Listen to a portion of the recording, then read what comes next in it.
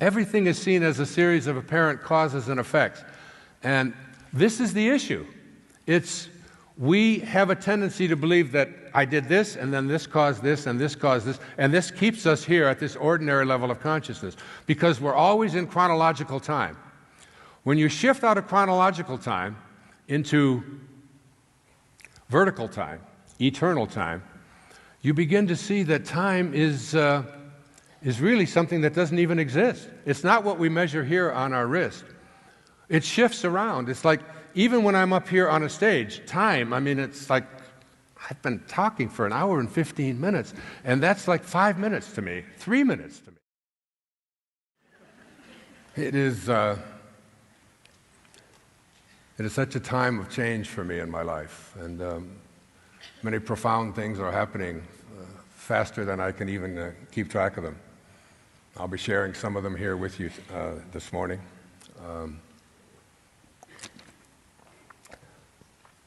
I have in front of me this beautiful rose,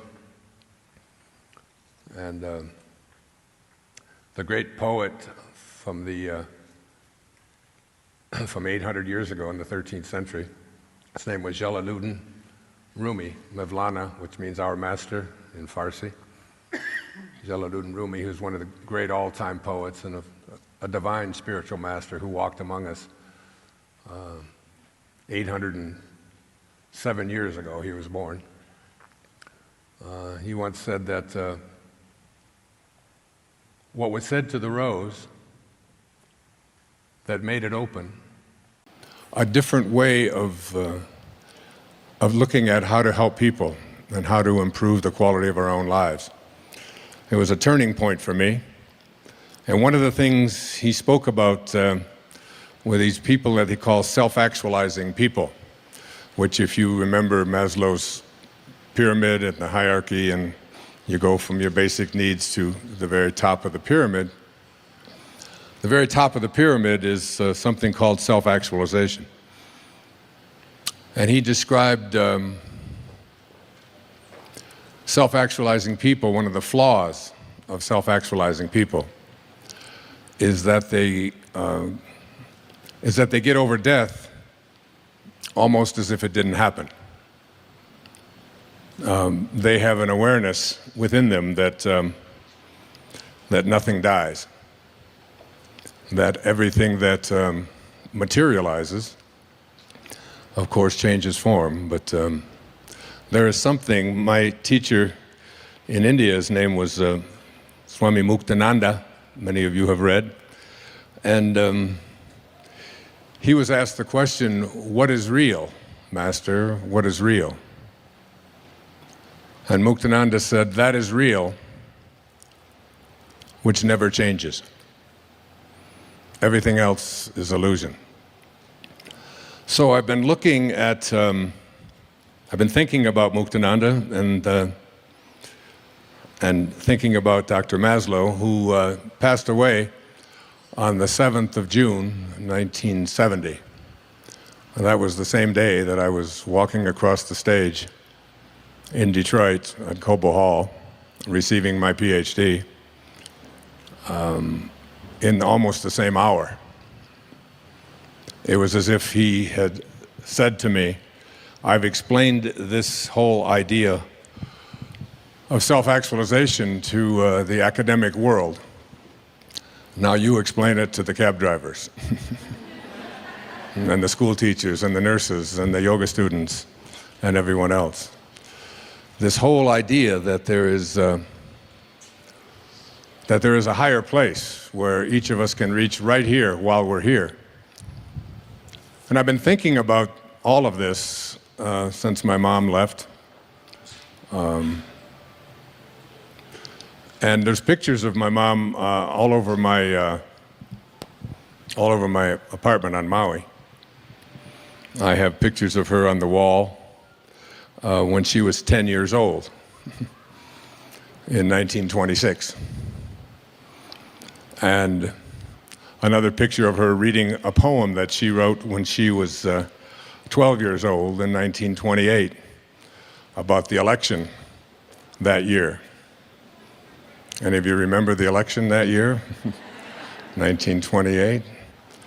Smith or Hoover, who will it be? Both are running for the presidency. Smith is the thin one, Hoover's the fat. My, such an uproar. Where are we at? That was my mom at 12. And I have pictures of my mother at 30, and I have a picture of her sitting on my lap on her 75th birthday. And I look at that pictures and I say,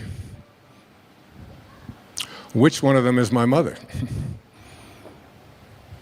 Was she that 10-year-old? According to Muktananda, that is real, which never changes, and all of us are here in bodies that we believe is who we are. We're totally convinced of it. I was in a 21-year-old body, and I can't find any part of it anywhere on the planet. But while I was in it, I was absolutely convinced that this is who I am. And then I moved into another body, and another body, and another body. And the same is true for each and every one of us here, that there is some part of us that is infinite, that is the soul, that is the spirit. It makes no difference what you call it. Many of you know that I wrote a book about 7 years ago after living the Tao Te Ching for a full year. It's called Change Your Thoughts, Change Your Life. Every breath that we take is orchestrated and controlled and delivered by a presence that is invisible. And there's only one of it. It's in everything that exists in the physical world. The stones, the animals, the plants, us. It's this intelligence. And we carry it around with us at all times.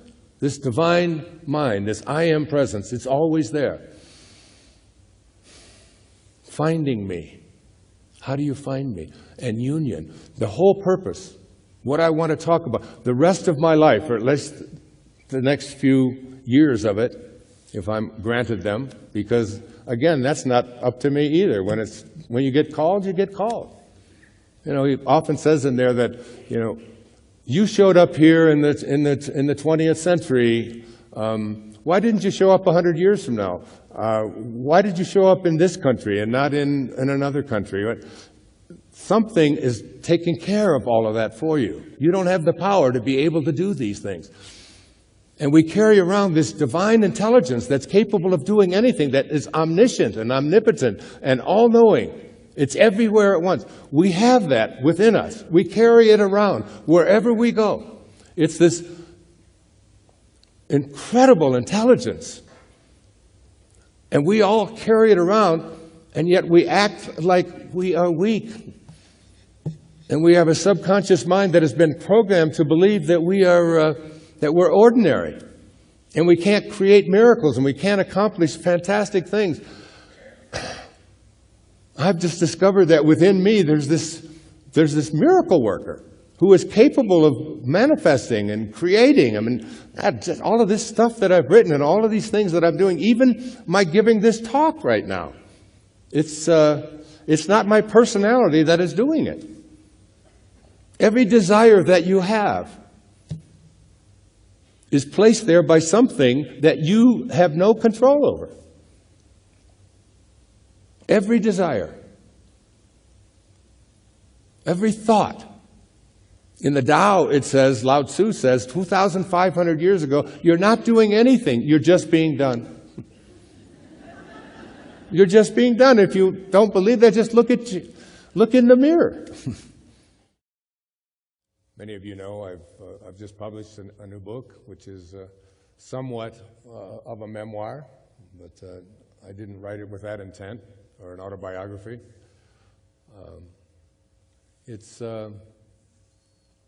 It's really a look at all of the significant people and the events and the circumstances and the things that have showed up in my life, and to look back on them from the time that I was just a baby and the years that I spent in an orphanage and a series of foster homes,